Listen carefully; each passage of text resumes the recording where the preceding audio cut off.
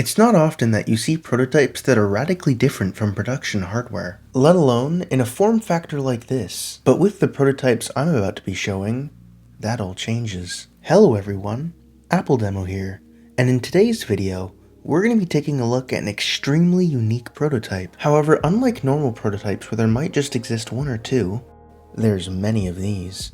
Today, we're going to be taking a look at some iPod Touch 2nd generation dev boards.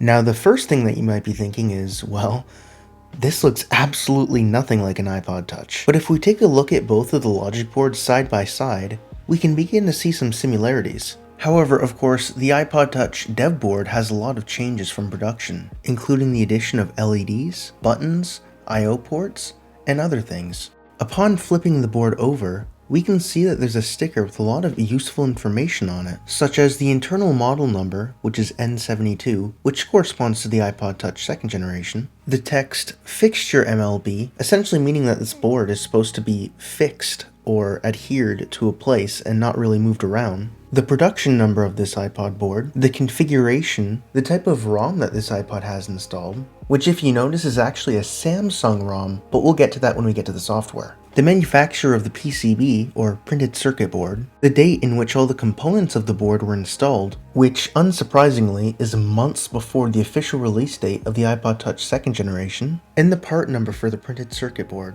Upon also examining the SoC of the iPod Touch, we can see some interesting information. Namely, at the top right, we can see that there's the text ES engraved, which actually stands for Engineering Sample. And at the bottom right, we can see the text 0816, which means that this SoC was manufactured on week 16 of 2008. And for those who know their SoCs, you may notice something quite strange considering this is supposedly an iPod Touch, but we'll get into that when we get into the software that this iPod runs. So now you may be wondering, how exactly are we going to even interface with this iPod Touch board? Well, not through the 30-pin connector, but through the mini USB port.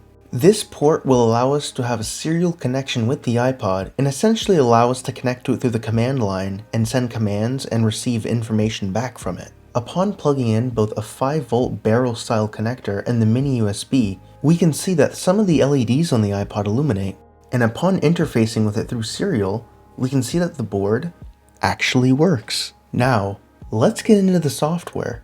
As we can see, it doesn't run iOS, but instead only runs diags.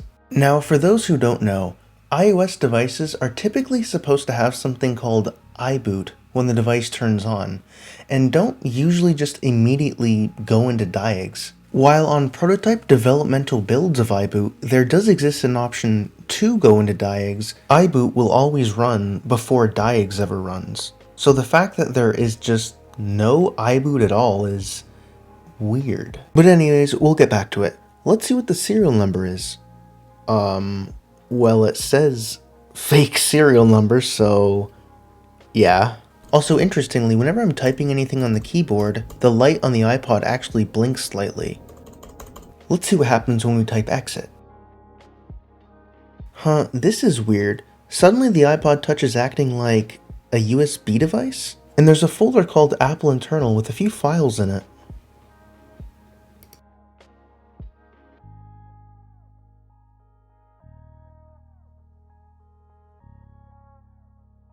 The iPod also has a disk icon.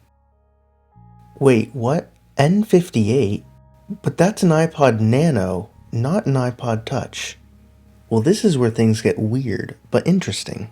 Looking at all the previous information, the Samsung ROM, the weird SoC, the fact that it doesn't have iBoot and only has diags, shows that this actually technically isn't an iPod Touch. Or at least the CPU of this iPod isn't an iPod Touch's CPU. Weirdly enough, it has the CPU of an iPod Nano, but is in an iPod Touch form factor and is an iPod Touch prototype. In terms of why this was done, I honestly have no idea. But if anyone has any theories or any information regarding this, please leave it in the comments and let me know. Now, getting back to the fact that I do have quite a number of these prototypes, there's an issue with a lot of them. Upon plugging in most of these boards, They just show up in DFU mode and don't have any software on them. And the reason for this is quite unfortunate. Most of these boards have had the NANDs removed, or the storage chips. And given that these came from a recycler, it's more than likely that this wasn't Apple doing it, but the recycler taking off the storage chips to sell them separately, completely ruining these prototypes. However, amazingly, it is actually possible to get the software back onto these. A brilliant Apple hobbyist named DOSDude1 was able to figure out how to get the diags back onto a no NAND unit, and he recorded a short video showing how he managed to do it. Let's see how he managed to repair these otherwise destroyed prototypes. If you have one of these boards that came without NAND installed like this one, I'm going to show you how to program a new NAND to restore original software onto this board. Now, because of the boot ROM that this board has on its weird SoC, we can't load like a custom version of iBoot or anything because this doesn't actually use secure ROM. Now, if we could load iBoot via DFU mode, as you can on a production iPod Touch 2nd generation, we could use that to recreate the file system on a blank NAND and get the content that we need restored onto it that way. Now, in this instance, because this uses a non-secure ROM based boot ROM, we cannot simply run production software on this in order to get it to the point of writing to the NAND. So in order to do the restoration in this case, we're going to need to do it externally via a programmer. Now, this is an XGAQ T56 programmer, and while it's normally designed for like SPI EEPROMs and such,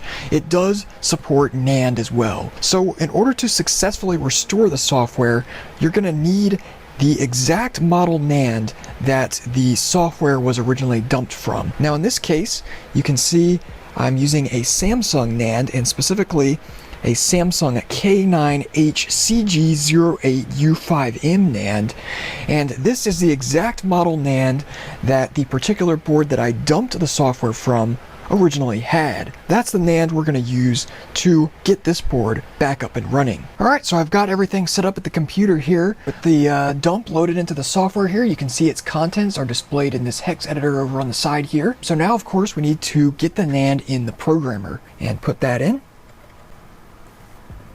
Okay, and that's in correctly. These adapters can be a little finicky. So now we simply need to program the dump onto it. Alright, so unfortunately it looks like there was one bad block that had some data on it on the original NAND that couldn't be replicated on this NAND because its block is bad that was originally used on the other NAND. But that should be okay. I'm going to go ahead and get this soldered on, and we'll give it a test and see if everything works. Alright, so first we need to apply some flux and tin the pads.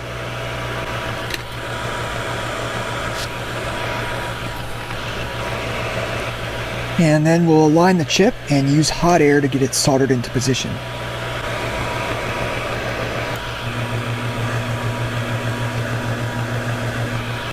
And while I've got it up here, I'm going to also solder on this RS-232 to UART IC. That way we can get serial output from this DB9 port.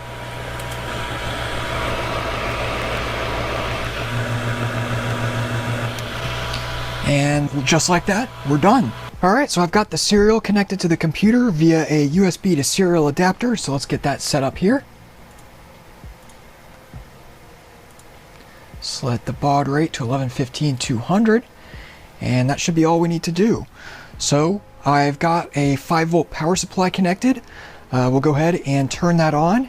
And in theory, instead of booting straight into DFU mode like this did originally before it had NAND installed, it should actually boot into the original software that these had, which of course is diags. So let's go ahead and power it on.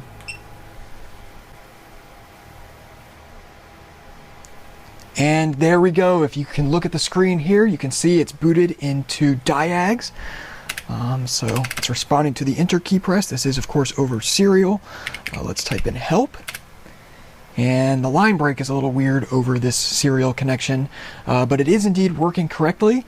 And yeah, that is diags just like I'd expect. The fact that DOSDude1 was able to figure out that if you dump the NAND and put it onto a new NAND and solder that new NAND onto a board that doesn't have a NAND, it fixes the issue, is purely amazing, and it brings new life into these boards that would otherwise be stuck in DFU mode, and instead they get a chance to shine and run the software that they were supposed to run. So definitely go visit DOSDude1's YouTube channel, because he also has a video actually showing one of these boards running production iOS instead of a prototype build. But anyways, I hope you enjoyed this video on these prototype iPod Touch 2nd generation dev boards. If you did, please consider leaving a like and even consider subscribing, as it really helps motivate me to continue to create content just like this. And remember to check out and subscribe to DOSDude1 as well. And I'll be sure to see you all in the next video.